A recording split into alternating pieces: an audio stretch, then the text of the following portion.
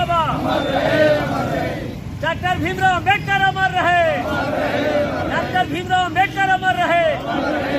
जब तक सूरज चांद रहेगा, जब तक सूरज चांद रहेगा, बाबा तेरा मिशन अधूरा, बाबा तेरा मिशन अधूरा। हम अम्बेडकरवादी हैं, संघर्षों के आदी हैं, हम अम्बेडकरवादी हैं। बाबा साहेब अमर रहे। 20 दिसंबर संत गाडगे बाबा, 20 दिसंबर संत गाडगे बाबा।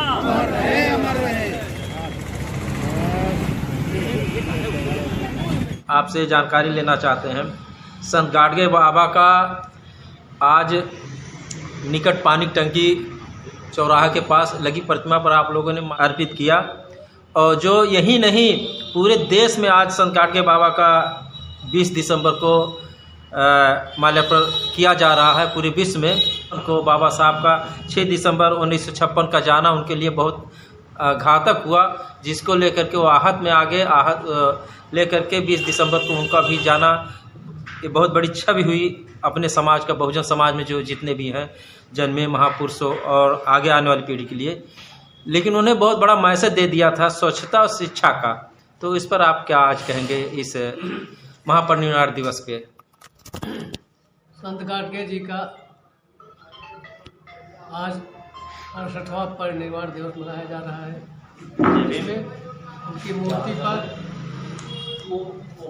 श्रद्धा सुमन अर्पित करने के लिए शहर के और देहात के कोने कोने से आए हुए हैं, और सभी लोग उनकी मूर्ति पर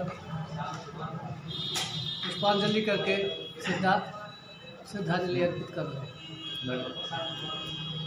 बाबा साहब 6 दिसंबर 1956 को जब हम लोगों को छोड़ के चले गए, तो उसी दिन से बाबा साहब को एक बहुत बड़ा आघात पहुंचा, और उन्होंने अपने कहा लोगों से कि हमारा मसीहा इस देश से चला गया। जो मिशन उन्होंने चलाया था गरीबों को, असहायों को, दुखियों को, महिलाओं को ऊपर उठाने का, उनका अधिकार दिलाने का, वो आज हमारे बीच में नहीं है। इसी के कहने के बाद वो खुद बीमार हो गए, आघात उनको पहुंचा, और वो 14वें दिन 20 दिसंबर 1956 को उन्होंने भी अपना शरीर छोड़ दिया। संत गाडगे जी पढ़े लिखे नहीं थे, लेकिन वो अपने गीतों के माध्यम से लोगों को जागृत कर रहे थे पाखंड के खिलाफ, अन्याय अत्याचार के खिलाफ लोगों को जगाने काम कर रहे थे। साथ ही साथ स्वच्छता का काम उन्होंने बहुत तेज़ी से किया, खुद करके झाड़ू लगा करके, नाली साफ करके लोगों को स्वच्छता का संदेश दिया। और उनको आज की डेट में पूरे भारत में स्वच्छता का जनक कहा जाता है। संत गाडगे जी के कार्यक्रमों में जहाँ उनका प्रवचन हुआ करता था, बाबा साहब डॉक्टर भीमराव अम्बेडकर जी भी कभी कभी जाया करते थे,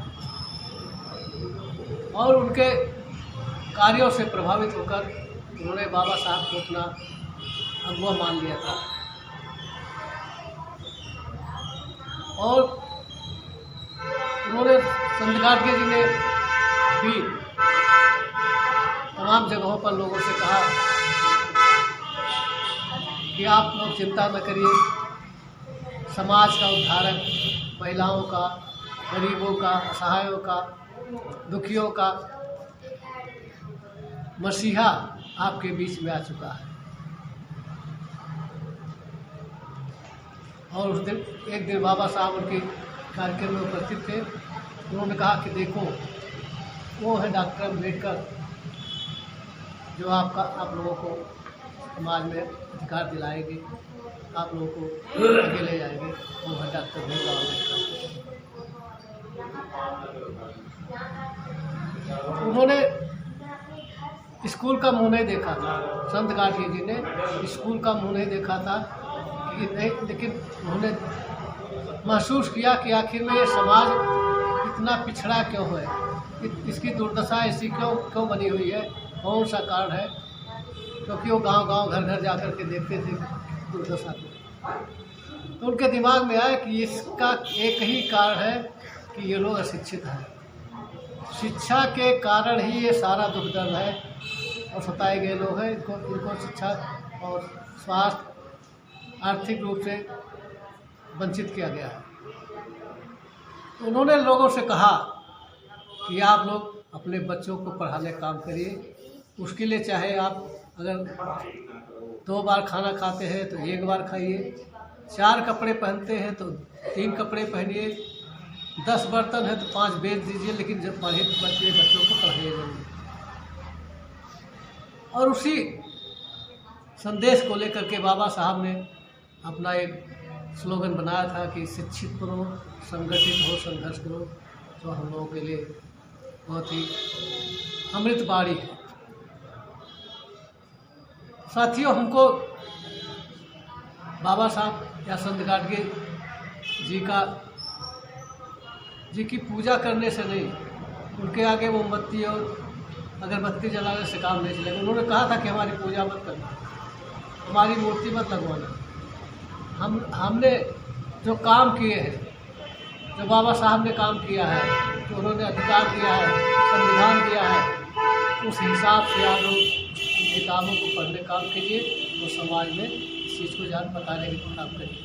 ढोंग पाखंड इसके विपरीत उन्होंने काम लोगों को सजग किया था कि हम परेशान हैं इसीलिए कि हम ढोंग पाखंड में पड़े हुए हैं, देवी देवता भाग्य भगवान इसमें पड़े हुए हैं। तो हमें शिक्षा के माध्यम से इस चीज़ को समाप्त करना है। तो आज के दिन में यही सबसे बड़ा संदेश है बाबा साहब का और संत गाडगे जी का कि हम उनके बताए हुए रास्ते पर चलें और उनके बताए हुए कार्यों को लोगों के बीच में जाकर के बताएं। मेरी बात के साथ पूरी बात समाप्त करता हूँ। जय भीम, जय संत गाडगे, जय संविधान।